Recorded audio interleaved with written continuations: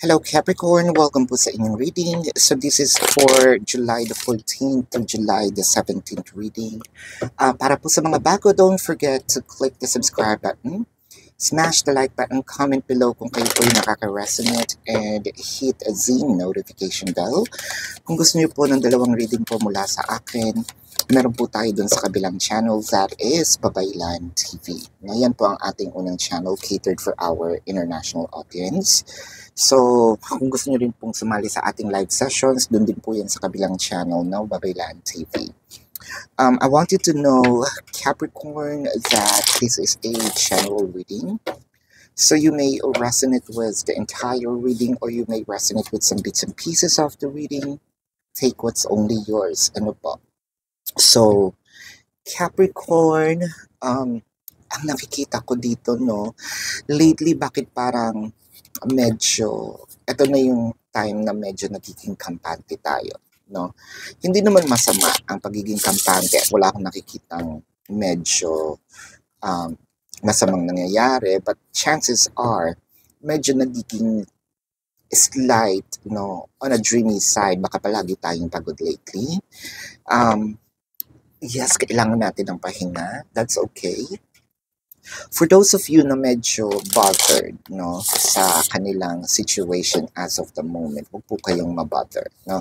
Kasi ang nakikita ko dito, sobrang ganda agad, no? I think that there is a plan, you know, for you and your person to probably either put this connection to another level of commitment or sabihin natin yung ibang plans dito is more for the future, no? Either cohabitation proposal or marriage. I'm also seeing here na doon sa may mga mag-asawa, no?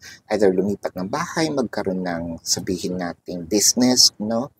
I feel like your connection with your person is already intact, no? Meron na talaga kayong bond together. Ang hirap tibagin nito, Cappies. The 3 of Cups, the 10 of Cups, and the 8 of Cups. For a few numbers of you, there may be separations as of the moment. So, sabihin natin, physical separation, wala mang away, no? You may be in physical distance with each other. Probably nagtatrabaho sa ibang lugar. Maybe in a different city, state, county, country, different continent, no? Yung iba naman sa merong konting alitan, no? I feel like this is more of hindi masyadong lately, ha? Nandito kayo sa mga challenges na konti lang ang pag-uusap, no? Meron ding mga bagay na hindi na pagkakasunduan, and I think that's part of the relationship. But it doesn't mean, magtaka nga kayo kung mas lalo kayong magtaka at mas lalo kayong mangamba kung this connection is too good to be true, di ba? Kahit na sa pamilya, meron sometimes nagkakaroon ng away, no? Nagkakaroon ng hindi pagkakaintindihan. And I think that's normal. Nobody is perfect. Ngayon, kapag merong isang sobrang nag-iingat, and I think, you know, doon kayo magtaka kasi anong gusto nito? Bakit parang hindi siya, you know, parang hindi siya totoo? Kasi wanting to either protect, you know, the motive of what have you. Pero ito, I'm seeing realness on this connection, no? Doon sa mga may separations in energetic form, nakita ko dito na kahit medyo in separation kayo, hindi naman nagbago yung feelings, no? Hindi naman nagbago yung, hindi porket hindi tayo nag-uusap, ibig sabihin nun, hindi na kita mahal. You know, the feeling's still there. Kahit nakikita nyo siya na may kasamang mga friends, no? Either nasa inuman, nasa out of town, what have you, ikaw pa rin yung nasa puso niya. Let's see some more cards with the Wheel of Fortune and the 8 of Wands. Oh, wow. I feel like sabihin natin parating na itong communication, no? Or there will be a communication regarding sa abundance. So abundance may be literally money, no? Baka meron siya yung dun sa mga nasa out of yung magkahiwalay in distance form, baka meron siyang ipapadala sa iyo, no, either money, it's more than unexpected, or it's more than something that you are expecting rather. Also, if it's not money, it could be a gift, um, it could be what, balikbayan box, what have you, no? What I am also seeing in here doon sa mga in an energetic form, nandito yung explanations, no? Nandito yung sinasabi nating mag-ayos na tayo. And I feel like whatever this is, whether this is money, yung abundance na ito, time, energy, effort, plans, what have you, I feel like medyo um, parating kayo doon sa sinasabi natin sa future ang pag-uusapan natin, or sa future ito, no? Ang ating plans with the Two of Swords and the Knight of Swords. So medyo mabagal lang yung flow, no, nitong abundance na ito. Pero it doesn't mean na itong taong ito is nakalimutan na yung mga plano, nakalimutan na yung mga sabihin nating mga pinangako, no? Whether there is away or wala, I feel like kayong dalawa is, sabihin natin, nasa form ng building together kasi meron kayong mga pag-uusap, no, behind closed doors. And I feel like this is still continuing or continue. May mga challenges lang in a bit, no? May mga challenges for a little while. So the flow may not be the flow may not be smoothly, no? But it doesn't mean it's not going to happen. I think that there will be a continuation of the plans. I'm also seeing here that merong parang sinasabi niya sa sarili niya na I actually finally found the one, no? So tignan pa natin yung ibang cards. By the way, no, Capricorn, still, no, nandiyan pa din ang ating sabihin natin account. Gusto nyo bang manalo, no, ng free reading, no? So, abangan nyo yan. Sasabihin ko at the end, no, ng video. Magpaparapol ako ng free reading. Ayan. Going back to your reading, inhale, exhale, Capricorn. Medyo stress ka lang ngayon. It could be financially, it could also be emotionally, no? Probably spiritually because of the challenges between you and your person.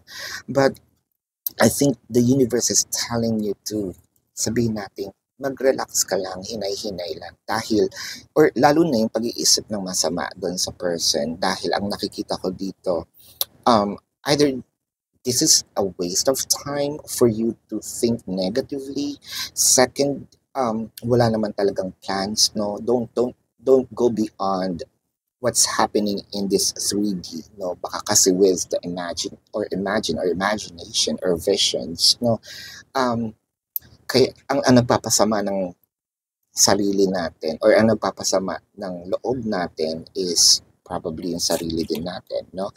With the King of Wands, the Temperance. So I am seeing this week, for those who are in separation energetically, no, mga hindi nag-uusap, there will be attempts. I think that there will be probably the drunk text, drunk message, no. There's something here that yung tatawag sila because of influence, no, either intoxication, no, kaya nga may mga drunk text, drunk messages kasi parang hindi nila kaya, no, na without the influence of substance, medyo hindi nila kaya yung pressure, yung magka-separate kayo, no? But I hope that this is not yung recreational drugs, no? Whatever works, works for them, but we're hoping, no judgment naman, but we're hoping that this is just, nandun lang tayo sa mga inom-inom, wala naman din ako nakikita either way with the magician, and this is what I just mentioned. So probably this is more of them, you know, trying to overview or trying to make this move a little faster na, no? Kasi parang sa kanya, we already wasted time dito sa separations na to. Again, whether dito is physical or energetic. Now, this time, medyo kailangan ko ng i-push, kailangan ko ng totohanin, kailangan ko ng gawa ng paraan, no? If this cost me a kapal ng mukha, no, for me to talk to you and for me to discuss it with you, to prove to you that this is going to happen in real life, by all means, no, gagawin ko siya. Where's the star in here? And the King of Swords. You know what? Uh, unahin ko na dito sa mga may separations, no? Kasi wala naman tayong issue dito sa, unahin ko na yung nasa distance lang, no? So, ito, in parang fast, in summary, no? It all boils down to, huwag kang mag-alala, whatever I promised you, whatever the plans, still going to continue. And ang nasa akin is minamadali ko na, no? Para pag-uwi ko, meron tayong either puhunan or meron tayong panimula, no? Ang gusto kasi niya dito is either matupad na, either itong bahay, itong business, no? Hindi naman nangangahulugan na hindi na siya aalis. Ang gusto niya lang is yung kumbaga yung income ba, no, is more fluid, no? I think that kailangan yung magtulungan dito. Ngayon, yun yung sa mga in distance lang yung separation ha. Pero dito sa mga may away, I feel like this person is not really going to leave you. I think that this time your person is going to really pursue, you know, all of these promises, wishes, demands, what have you. I feel like this person is going to be more aggressive. Yeah, why not? We are Venus and Leo, so na feel pa rin natin yung aggressiveness nitong energies na ito. So I feel like medyo, kumbaga babakuran ka na nito, no? Mas makikita mo yung tightness nila when it comes to holding the connection. I feel like mas mararamdaman mo yung pagkaseryoso nila, no? So I'm seeing reconciliation. I'm seeing that, you know, the conversation is gonna be back. For a few numbers of you, baka yung iba sa inyo sa sobrang pagod, nakakatulog, no, ng either nakaupo, no?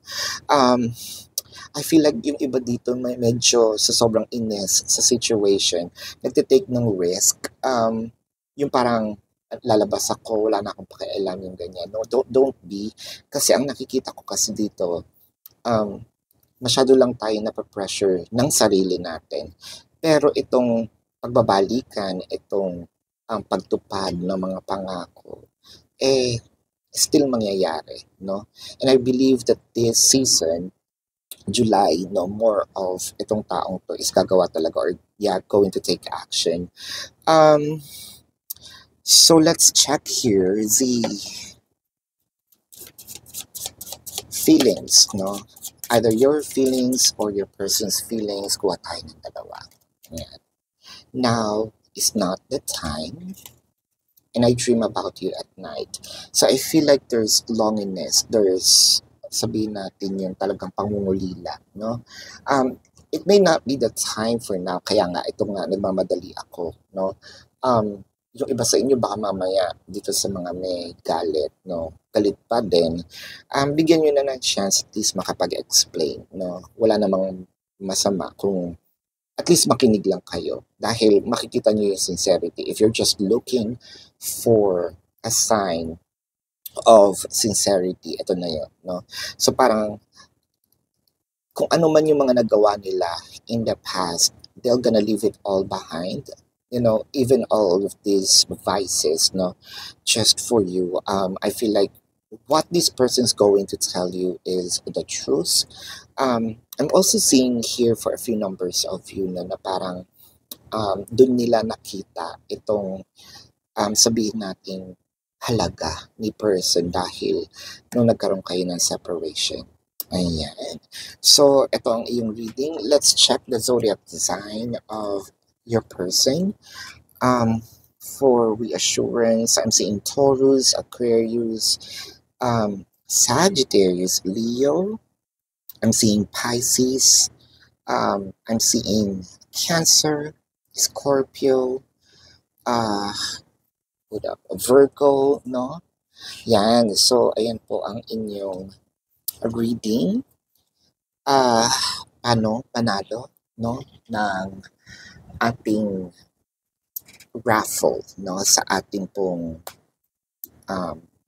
pakulo, no? Dito sa channel na ito. Kasi nandun pa rin ang ating account, no? Ang fake account.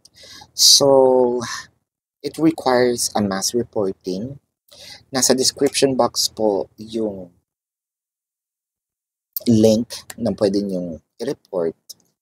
And then, take a screenshot. Sa baba po ng link ng fake account, nandun po yung email specifically for the fake account, no?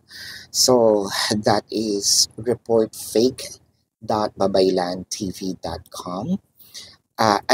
reportfake.babaylandtv@gmail.com. There you go. So, makikita nyo naman yan sa description box, no? Report as many as you like. Kailangan kasi ng mass reporting, no? Ito na nga, nalilate na nga tayo sa mga readings dahil medyo umaalis-alis tayo. Ito yung sinasabi ko, no? Pati tayo naaapektuhan. So, might as well report nyo na rin, no? Para matapos na to. Once na-close itong fake account na ito, then we will celebrate. I'm going to pick, no? Winner, no? Para sa ating private reading, no? No strings attached, wala pong bayad, no? So again, for those of you, join na kayo ha. So for those of you who's new to the channel, don't forget to click the subscribe button, smash the like button, comment below kung kayo po yung nakaka-resonate, and hit the notification bell. Kung gusto niyo po ng dalawang reading sa akin, meron po tayo din sa kabilang channel, that is Babayland TV. Yan po ang ating unang channel catered for our international audience. Meron din po tayo ng mga readings at nagla-live tayo doon. Ngayon, kung hindi nyo naaabutan, pwede naman kayo magtanong dito sa comment section as long as the question is answerable by yes or no. Ayan. And kung feeling nyo hindi naman kayo masasatisfy sa yes or no, nasagot lang. No? Sa description box, nandun din po ang aking link. No? How much per reading, nandun po yung transactions and legit transactions. Isa lang yung number, QR codes, the name that you can compare with, how much per question. I also created a question form with a discounted price on it, the 4 questions plus 1, so take advantage. Doon na po ako nag-transact, no? And kung gusto nyo rin mag-avail ng ating private reading, nandun din po siya, Babayland, sa ating description box, no? So, Capricorn, this is your reading. Love and light to you. Namaste, and see you po sa susunod na reading. Goodbye!